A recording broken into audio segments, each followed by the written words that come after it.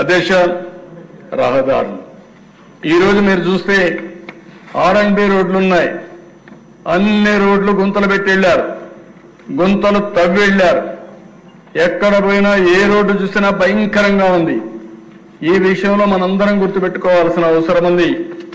Road అనేది ఒక నాగరికతకు చిహ్నం. రోడ్డు ఉంటే రవాణా, మెరుగైన రవాణా ఉంటుంది. రెండోది, గ్రామాల్లో మనం రైతు పండించే పంట కూడా మార్కెట్కి తీసుకుపోయే అవకాశం ఉంటుంది.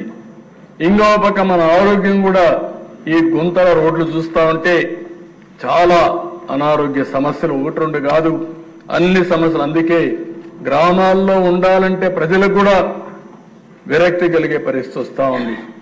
అందుకనే ఇవన్నీ కూడా చేయాలనే ఉద్దేశంతో మొన్ననే కొంతవరకు రోడ్లన్నీ, గుంతలన్నీ క్లీన్ చేయాలని 860 కోట్ల రూపాయలు శాంక్షన్ చేసి సంక్రాంతికంతా గుంతలు లేని రోడ్లు తయారు చేయాలని ఒక సంకల్పంతో ముందుకు పోతున్నాం. పార్ట్ రోల్స్ ఫ్రీ రోడ్స్ తయారు చేస్తాం. అయితే అధ్యక్ష, ఇక్కడ మళ్ళీ ఒకసారి చెప్తున్నా, దీంతోనే సమస్య పరిష్కారం కాదు. ఇంకా చాలా రోడ్లు ఉన్నాయి.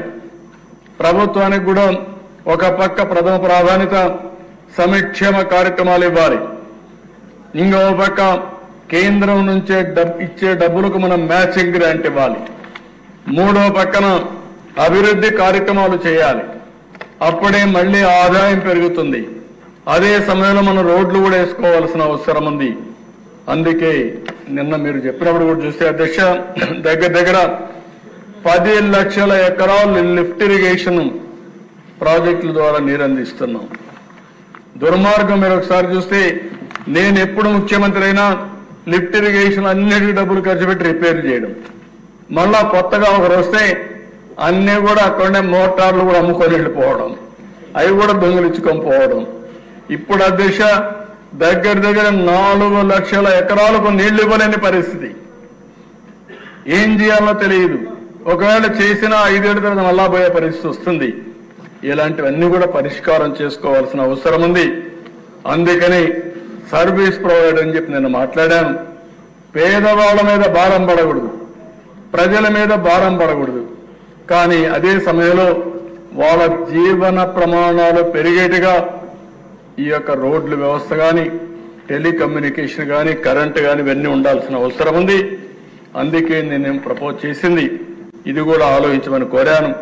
నా ఉద్దేశం, ఒక్క నేషనల్ హైవేస్ అన్ని బాగుండడం కాదు, ఎక్కడ నేషనల్ హైవే ఎక్కినా చాలా బాగుంటుంది. అక్కడి నుంచి స్టేట్ హైవే పోగానే ఇంకా గుంతలు, ఇంకా భయంకరమైన రోడ్లు వచ్చే పరిస్థితి ఉంది. దీనికి కూడా పూర్తిగా పరిష్కార మార్గం చూడాల్సిన అవసరం ఉంది. దానికి ప్రభుత్వం కట్టుబడి ఉన్నామని చెప్పి తెలియజేసుకుంటూ, ఇంకా నేను చర్చించిన తర్వాత వినూత్నమైన ఆలోచనతో ముందుకు వచ్చి, రాష్ట్రంలో ఒక్క నేషనల్ హైవే కాదు, ఆ ఊరికి మళ్ళా దేశ ఊర్లోకి పోతే సిమెంట్ రోడ్ ఉంది, ఊర్లో సిమెంట్ రోడ్ ఉంది. నేషనల్ హైవే అయితే 2 లేన్, 4 లేన్, 6 లేన్, 8 లేన్స్ వచ్చేసాయి. కానీ మధ్యలో మాత్రం గోతులు పడ్డ రోడ్లు ఉన్నాయి. దీన్ని పరిష్కారం చేయాల్సిన అవసరం ఉంది. దీన్ని ఏ విధంగా చేయాలో చేస్తామని చెప్పి కూడా నేను మీకు తెలియజేస్తున్నాను. మొన్నే సమీక్ష చేశా. కొంత వాళ్ళు కూడా వెసులుబాటు కావాలంటే అవన్నీ ఇచ్చాం. 75,000 కోట్ల రూపాయలతో నేషనల్ హైవే ప్రాజెక్టులు మన రాష్ట్రంలో జరుగుతున్నాయి. 2.5 సంవత్సరాల్లో పూర్తి అవుతాయి. అదే సమయంలో ఇంకొక 30-40 కోట్ల రూపాయల పనులు కూడా తొందరలోనే ప్రారంభమవుతాయి. దగ్గర 1,15,000 నుంచి 1,20,000 కోట్ల రూపాయలు విలువ చేసే ప్రాజెక్టులు, నేషనల్ హైవే ప్రాజెక్ట్స్ ఈ రాష్ట్రంలో జరుగుతాయని చెప్పి కూడా నేను మీకు తెలియజేస్తున్నాను. ఇంకో పక్కన 72,000 కోట్ల రూపాయలతో రైల్వే ప్రాజెక్టులు రాష్ట్రంలో జరుగుతున్నాయి. దాన్ని కూడా సమీక్ష చేశాం. రైల్వే స్టేషన్స్ ఆధునీకరణ కానీ, ఎక్కడైనా మనకుంటే ఫ్లైఓవర్స్ కానీ, అండర్ పాస్లు కానీ, ఇంకో కొత్త రైల్వే లైన్ కానీ, ఇవన్నీ కూడా శ్రీకారం చుడుతున్నాం. మొన్నే మీరు చూస్తే అమరావతి రైల్వే లైన్ కూడా కేంద్రం సహకరించారు. దానికి కూడా వారికి మనస్ఫూర్తిగా అభినందనలు తెలియజేస్తున్నానని మీ ద్వారా